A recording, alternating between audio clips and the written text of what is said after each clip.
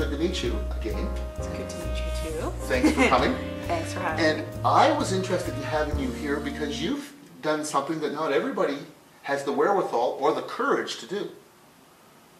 Because you went to school and you took I did Global Development Studies. Global Development Studies at a prominent Canadian university, but then you went off to work for a while.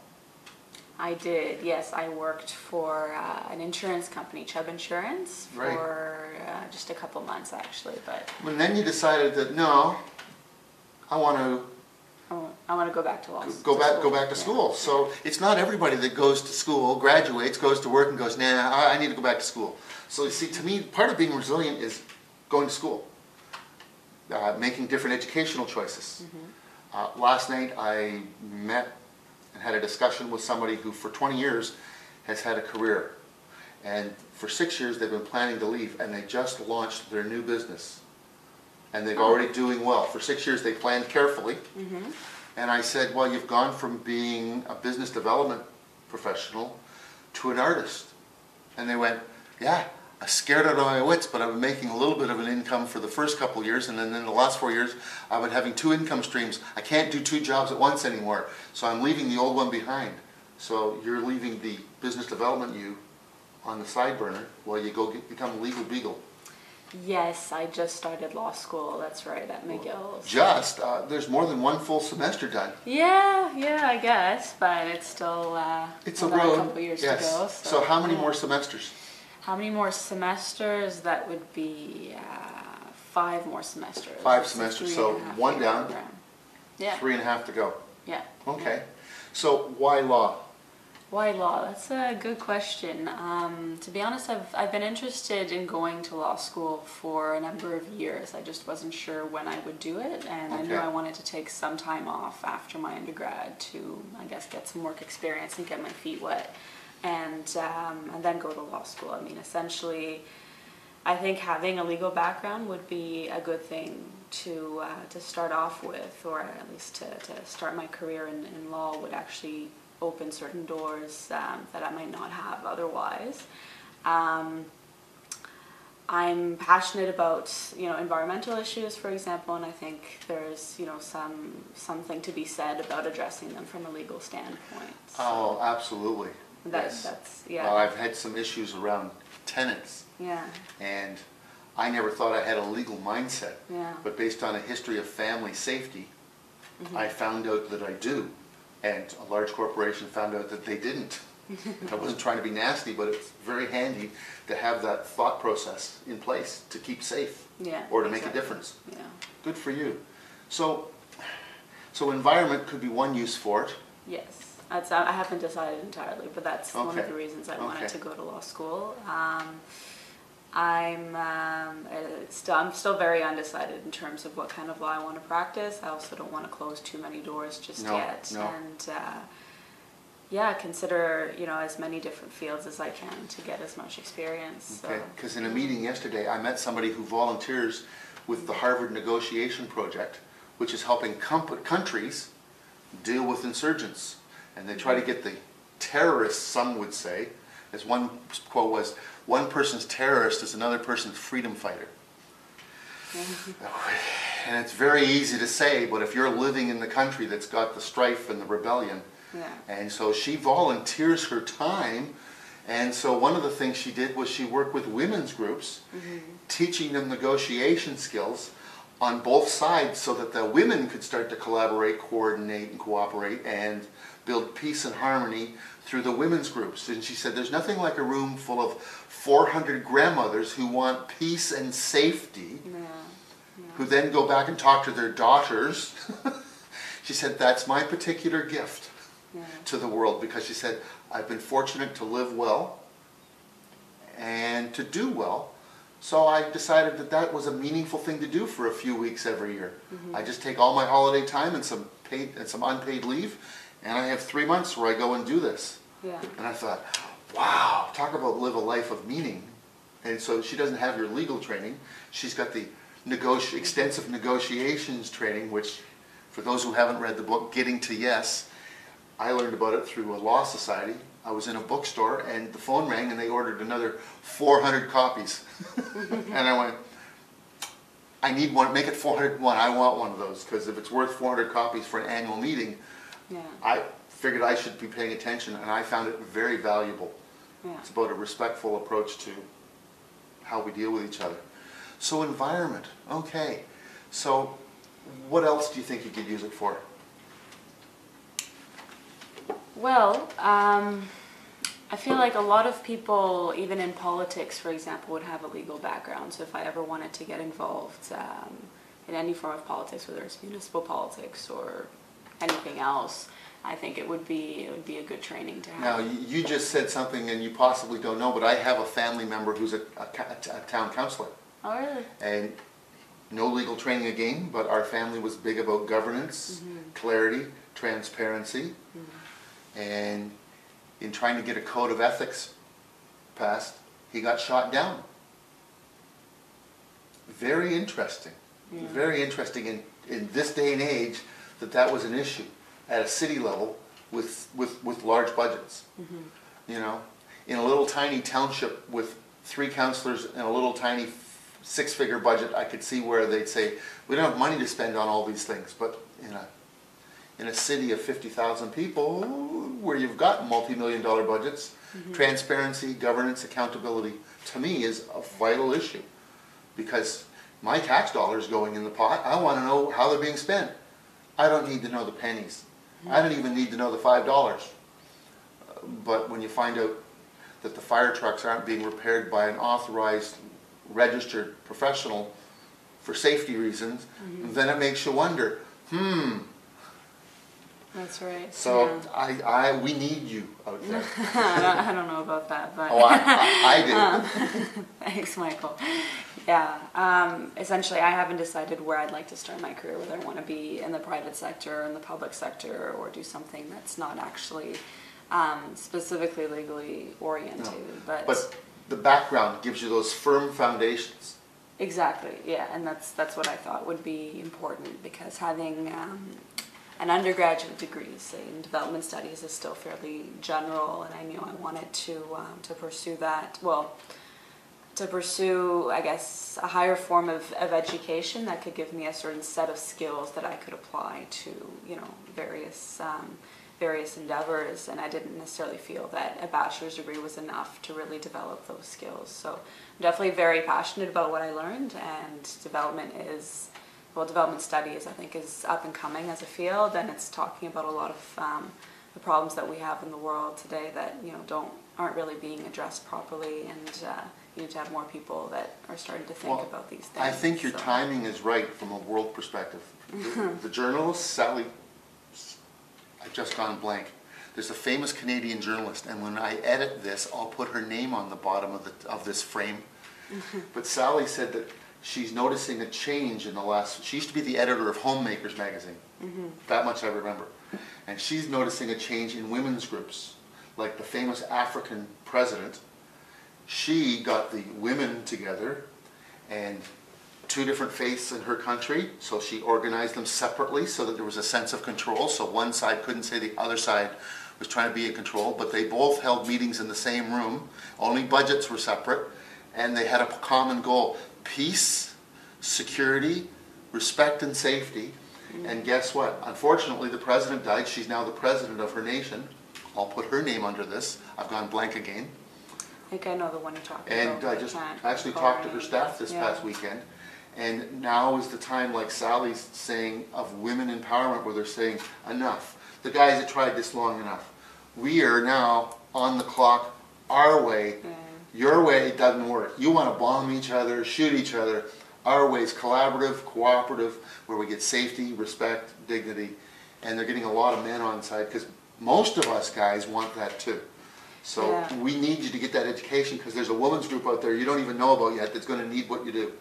No, I mean, I completely agree with you, and I think it's a time where women and men need to start working together, and it doesn't have to be in 2 exclusive what a concept. spheres, and not just men making decisions or women making decisions alone as well, because I think it's that balance. And the research is showing, unfortunately, that if we give a woman $1 in a developing nation, she makes good use of it, and the whole family and the neighborhood does better because of it. Unfortunately, if we give it to the average man $1, it doesn't tend to go very far. Yeah. Which as a guy hurts, because some of us actually get collaboration and cooperation. So I think it's a little more complicated than that. oh, I think so too. I'm oversimplifying, but you know, I've read that more than once, and it's like, different sources saying the different thing from different age groups and different countries. I'm gonna have to pay more attention, because I get groups reaching out to me, and I don't have the expertise to help them in all the categories. Yeah. So we need trained professionals, because one of the things that's happening for me in my business is I'm having Skype conversations from around the world now, where they just want one piece of advice on one item. And they want an independent, outside of my country, outside of my race point of view. And it's like, wow. So I talked to Kenya the other day. Really? Yeah, it was really fascinating. And again, they were asking questions, and I said, well, that's more of a legal question to me, so I'm not sure I have the right answer. Yeah. I can give you my layperson's point of view from a safety point of view, but legally, with no training, wrong guy to answer. It's been a long time since I took those 2 law courses in college. And with only 2 credits, I don't think I'm qualified. So we passed on that, but it was, I'm getting these calls. Some of them have good old Gmail. They have got telephone numbers in the 416, and they can call from around the world, because they're tapping into Canadian expertise. Sometimes for a couple of minutes for free, and sometimes when we meet, I will buy you a meal. So third world countries reaching out for some of our expertise I find interesting. So I'm not sure what sort of a business model that is, because when you make $250 a month, it's kind of hard to pay Canadian fees of $50 to $200 an hour. Yeah, no kidding. But it's still nice that we're starting to exchange knowledge, and I see that happening more and more. So your future is going to be possibly legally far different than anything I can envision, and yet I see big things coming. I have a women's shelter in Burin that contacts me saying, we don't have a mental health model to work with, so can we use yours? Well, I don't have a degree in psychology. I have a life skills certificate, and I can pass that on. And that's what they're doing. They know that I don't have the complete answer. Can't help you with post-traumatic stress in a big way. I can give you some skills to cope, because they're there to help people who have been through war as inadvertent casualties. Yeah. So if somebody loses an arm, an eye. So your generation with technology, you know, maybe eventually you'll get beamed over for a day's visit and beamed back. Yeah. I guess we'll see. We'll see, exactly. So law, but do you see some more school past that? Or will it be with a cause? You know, I think having 2 degrees is already, you know, quite a bit. I'm actually getting 2 at the same time right now, one in common law and in civil law in McGill. Oh, you're double streaming. Yeah, well, I mean, the program Your shoulders don't look that wide. No, the program's designed that way, where you're taught law from a trans-systemic perspective, where legal concepts are taught from the common law and the civil law, which is, the common law is, you know, the Anglo-Saxon, I guess, development of the law in, you know, every part of Canada except Quebec. And civil law is, well, not strictly speaking French law, but that's where it comes from in Quebec. It's so 2 perspectives. Yes. And exactly. We're richer by having 2 perspectives than just one. That's the idea, is that you can understand both systems better by understanding both together, if you see what I mean. Yes. Understanding how they're different and how they work together, or, you know, they complement each other in some ways. So yeah, it's very interesting. Now, in terms of doing another degree afterwards, I have thought about it. Now, I think it's a bit too early to tell. I mean, if I do another one, I think it would probably be an LLM, which is a master's in law. Now, again, like, if this is just, if I feel that it's necessary for the sort of career I want, and that I need to specialize in a certain area of law that I feel would be appropriate, then I'll do it then, but not, probably not straight after law school. So. Okay. Well, curious minds want to know. So, so what I'm experiencing is the world's getting smaller due to technology, and people are demanding higher standards of respect, and that no longer will we, as a collective, tolerate. So in the old days, it's my country, my way, mind your own business. Now it's like, whoa, it's our world, and we're all in this together. So when you pollute your lake, eventually I drink it. It might take me 30 years, but that water goes up and down and up and down. Eventually I'm drinking what you put in that lake. So you can't be putting that in that lake anymore. So it used to be called interfering in our affairs, but I believe that that's more and more what we're realizing is we live in a closed system and we have to respect the whole system, not just our piece. Yeah. So I live in it, and Sarah used to, but she moved out of province to go to school. But we stopped using coal for creating electricity in the last couple of years. So that was an exciting move forward. We're far from perfect, but at least that's one thing off the list of environmental. Okay, we've done that. Yeah. So now we have to do even better and do other things. So That's exactly it. exactly. So I see that your legal background will lead you in places that possibly we can't even foresee at this point. Well, I don't know. I guess time will tell. Well, environment, human rights, corporate, government. Lord knows we could use more women in government because it seems to me there's more senators with bad expense accounts that are men than women.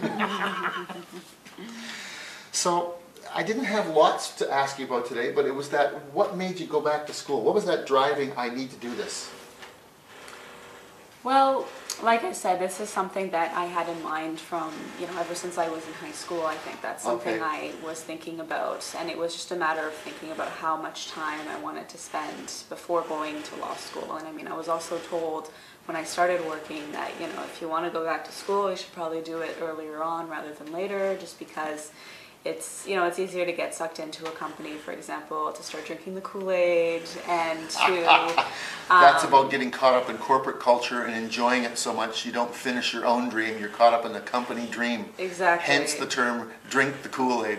Exactly. I couldn't have summarized it better. That's exactly it. And you also start, believing that the company is, the best company to work for, and why should you want to be doing anything else? So I've been there, done it for 10 years. It was great, but yeah, exactly. So, and also, having a paycheck coming in every 2 weeks or so is enough of an incentive sometimes to stay on. So especially when they make it bigger every 6 months. Yeah, exactly. Because you will perform very well. I just know it. Well, I don't know. I don't think they would have said that, when I left. Oh, I wasn't talking about that one. I'm talking about the next one. Yeah.